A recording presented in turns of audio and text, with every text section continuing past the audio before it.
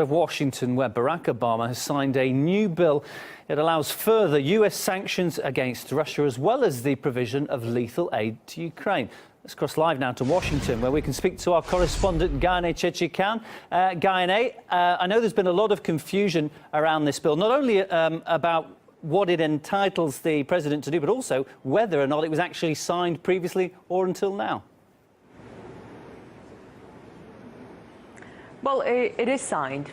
We know that now. Expanding sanctions against Russia was a congressional initiative which the president signed, but said he had no intention to impose new sanctions against Russia at the moment. So what this bill gives the president is the authority to impose further sanctions, but it remains up to him whether to do that or not. The White House said signing this legislation does not signal a change in the administration's sanctions policy, which we have carefully calibrated in accordance with developments on the ground and coordinated with our allies and partners. This bill also authorizes the president to send $350 million worth of arms and military equipment to Ukraine. I asked the State Department spokesperson whether the U.S. is going to do this, and she said the U.S. is not currently providing lethal weapons to Ukraine, and that policy has not changed, she said.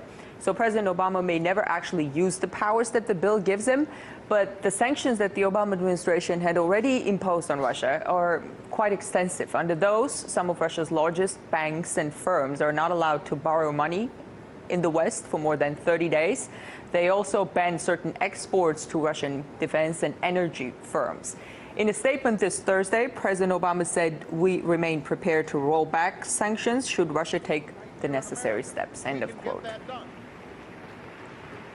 OK, so there we have the details. Thanks for bringing us up to date. That's our correspondent, Gayane Chechikyan.